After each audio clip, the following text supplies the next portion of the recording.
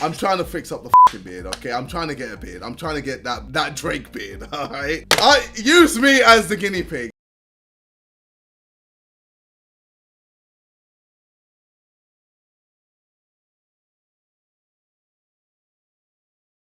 What's up guys, Derek, moreplacemoredays.com. Today we are going to be talking about KSI and his inability to grow a beard, apparently. This has been a long sought after goal of his to grow a good beard, and so far it has been unsuccessful. So this is where the expertise of the the Meathead Chemist comes in. These videos are always fun to make, where I kind of just give my opinion pharmacology wise on what I think could intervene to make a significant effect for whatever the goal is. The last one, I think the last one was the Joe Biden nootropic stack.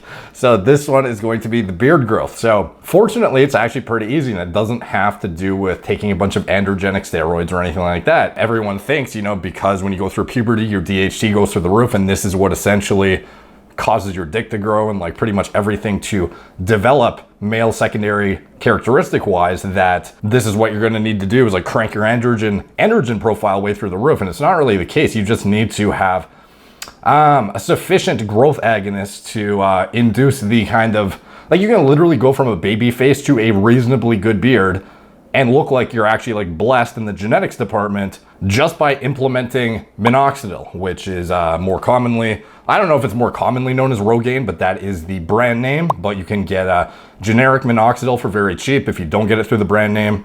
There's different companies that sell it. Rogaine is just a brand name for it, but you can get generic like Kirkland minoxidil for very cheap off of Amazon. I'll put a link in the video description and the pinned comment to the cheapest one you can get. This one's a bit greasier and unfortunately looks a bit worse, and then also a fast drying one. Both have the exact same active ingredient though, 5% minoxidil, 50 milligrams per milliliter, and by using it in the same fashion as you would topically on your scalp to induce hair growth, you can achieve a similar growth agonist effect on the face, believe it or not. And the interesting thing about it is, unlike on the scalp where you essentially create minoxidil dependent hairs, the minoxidil hair you grow on your face does not seem to be minoxidil dependent. In fact, individuals who have been very successful with this protocol after discontinuation years later still retain all of their gains from the minoxidil despite the fact that they haven't applied it in years. So you could do this for like a year, get a significant amount of growth, and then cut it off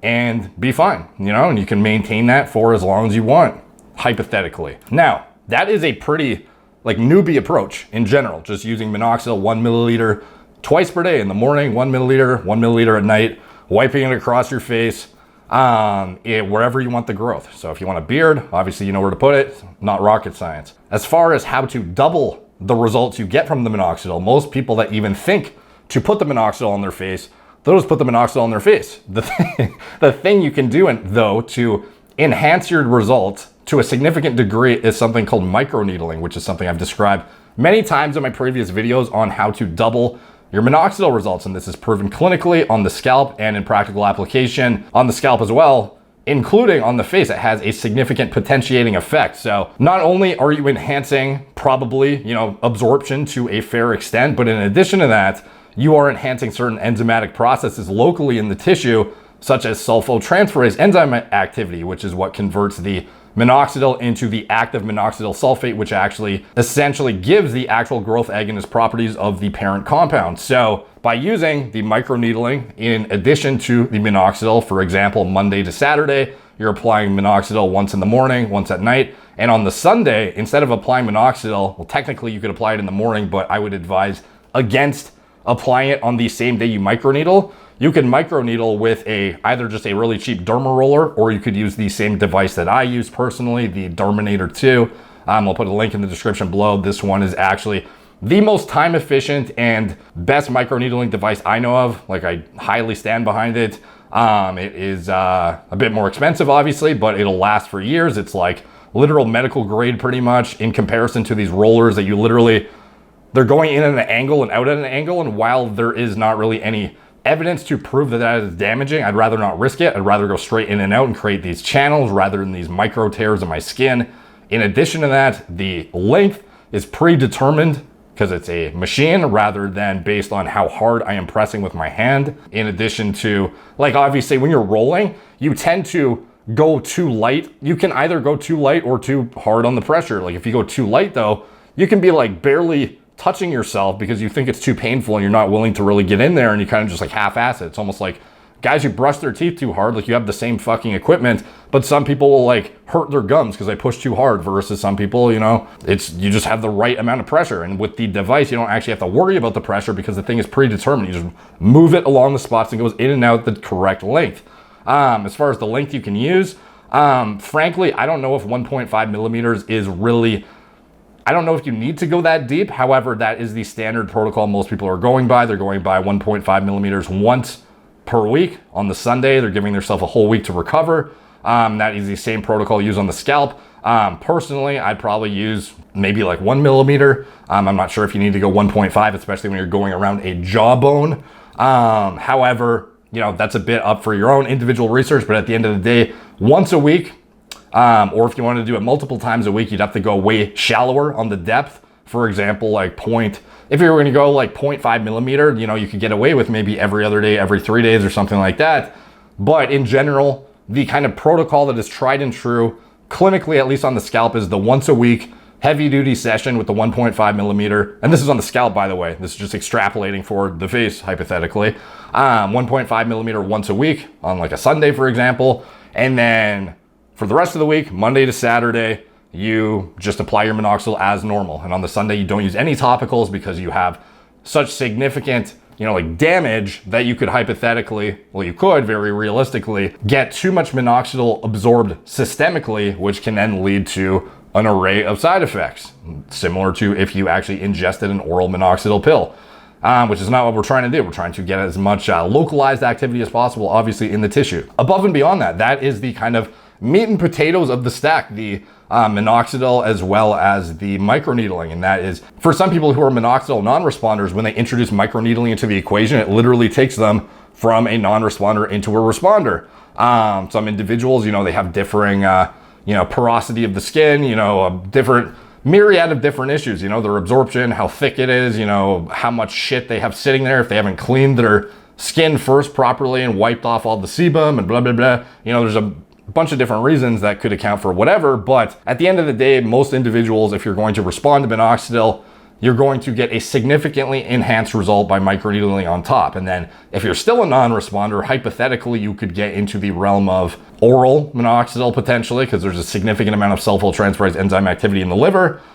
In addition to that, you know, you could look at compounding your minoxidil with tretinoin, but for the sake of simplicity, the majority of people should just worry about straight up, get minoxidil 5%, get a microneedling device, and go with that for, you know, 6 to 12 months, and you will probably have pretty substantial results. Like, it's very significant to the point where people will literally think you have like beard god genetics in some cases, even when you were very, very inferior genetically previously. Now, what can you do above and beyond that? That is the meat and potatoes, but this is another thing that is worth exploring too, and that is oral castor oil. So this is a PGE2 agonist that I've discussed previously in some of my older videos that actually seems to have a noticeable effect on scalp hair growth. And this is something that has been used traditionally as a laxative as well as to induce labor. So PGE2 is commonly used to induce labor, and the mechanism by which it facilitates this is relaxing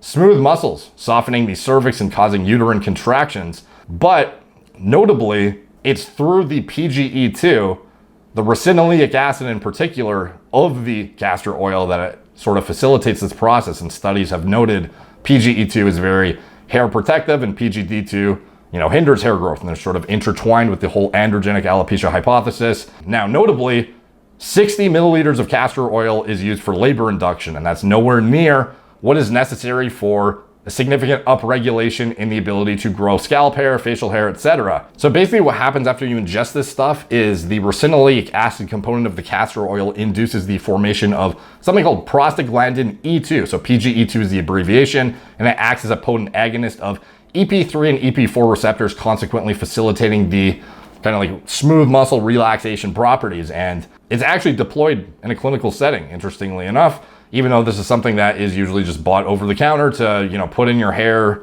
for, some extra sheen or whatever. So for example, if a woman wanted to give birth on a certain day, they may be prescribed PGE2 pharmaceutically in conjunction with a large dose of castor oil. So literal synthetic PGE2 along with castor oil in order to get a 1 + 1 = 3 effect, I guess. So the dosage women are given is upwards of 4 tablespoons at once.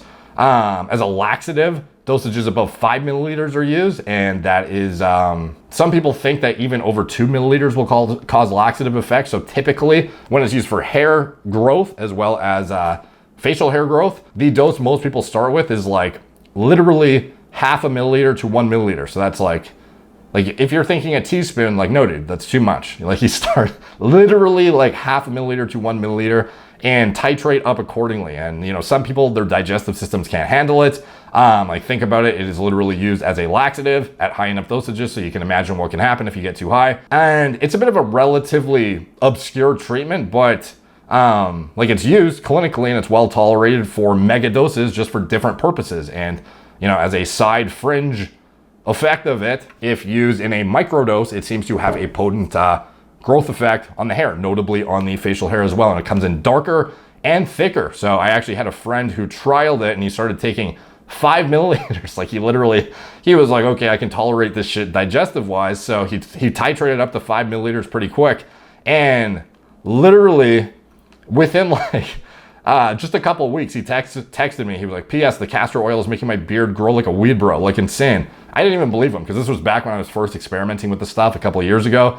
And me and him were like the only ones trialing it at the time. And he was using it just for beard growth, not for scalp growth whatsoever. So his beard got pretty fucking hectic. Like, it was a very impressive beard for a guy who otherwise, he could grow facial hair, but it wasn't like the big volume fucking like heavy duty Viking shit that he basically got to after. So he also had used minoxidil too, which is notable, but the castor oil made a massive difference for him. And the sides of his beard became significantly less patchy too. So not only did he get a significant amount of density to it in a very quick time frame, but a lot of the areas that were kind of like not filled in very well, it kind of like rounded out and it became very no patchy shitty spots that looked subpar genetically. And it also got darker too. He has some almost like ginger-esque facial hair color, and it started actually getting like darker brown, like noticeably just from the castor oil. So notably, this stuff is not really meant for oral ingestion, just like over the counter. So like personally, I just got there's different types of castor oil. Like you can get 100%.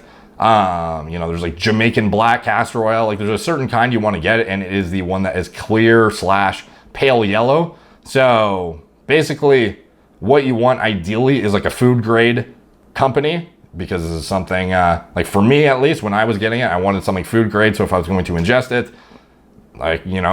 it's like high enough quality and it has the racinoleic acid components that I'm looking for. So Now Solutions is the one I use. It's third party tested and kind of like met my criteria for what I considered high quality. I'm not saying to get it. I'm just saying this is the one that I use personally. Not for beard. I use it for my hair. And I still use it here and there. I cycle it though. I cycle my use of it, and it definitely makes a noticeable difference, and it's very, very cheap and seems to be well tolerated. Long-term clinical studies on its use in a beard growth or a hair growth context, none. So keep that in mind. I'm not saying to do it. I'm just saying this is what I did and I noticed, and some of my friends, and it had a very potent effect. That was an additive effect on top of the minoxidil microneedling. So this holy trinity stack can literally take a baby face motherfucker and turn him into potentially a Viking warrior. So KSI, if you see this, you want to give it a shot, that is the fucking stack, dude. And good luck with it. I don't know what you've tried to date. Some people have told me you've done a myriad of different things. Maybe you've already given this a shot, but most people I know don't know about, even the guys who've tried minoxidil for their beard, they haven't tried microneedling in conjunction with it. And I don't know many people who know about the castor oil thing either. So anyways, take from that what you will. Not a recommendation by any means. This is just something I've seen anecdotally in the community to have worked very, very well. So, and it seems like the gains, interestingly enough, are pretty permanent, despite the fact that most people are discontinuing these treatments after getting the growth they want. So, very interesting shit. So anyways, take from that what you will. Thank you guys for watching. Like, subscribe, check out my blog, moreplates.com. Follow me on Instagram at moreplates_more dates, Facebook, Snapchat, BitChute, Twitter, TikTok, Apple Podcasts if you want to get my deep dives into hair loss prevention pharmacology, bodybuilding pharmacology, endocrinology, etc., check out the first link in the description below. It's my mailing list. You'll get sent my articles, including my deep dive into oral castor oil, for example. That was a very research-backed article, and it had all of the citations in there and all of the highlighted parts of the articles that I delved into to kind of culminate the research and whatnot. Like that kind of stuff is far more elaborate than my videos, and you can actually dig into the research yourself for your own personal, exploration and education and whatnot. And the articles are divided into subsections, and they're very palatable. There's a table of contents. Everything's hyperlinked with all the studies, like I mentioned, and a lot of incentive to sign up for that newsletter because you will not get sent those articles otherwise. And I also send out private sales and discounts and shit like that over there that you might not get otherwise, like Gorilla Mind launches, private launches, stuff like that, that go up early only to the More Plates, More Dates audience. So check that out. If you want to support the channel, you can check out anything I'm associated with in the video description below. My TRT clinic, pharma-grade hair loss medications. It's all telemedicine from the comfort of your own home. My pre-designed lab test panels I make myself. Gorilla Mind, nootropic formulas, Gorilla Mode, pre-workout formulas I design myself from scratch as well. And anything else I am associated with, it's all in the video description below. Thank you guys for watching. Talk to you soon.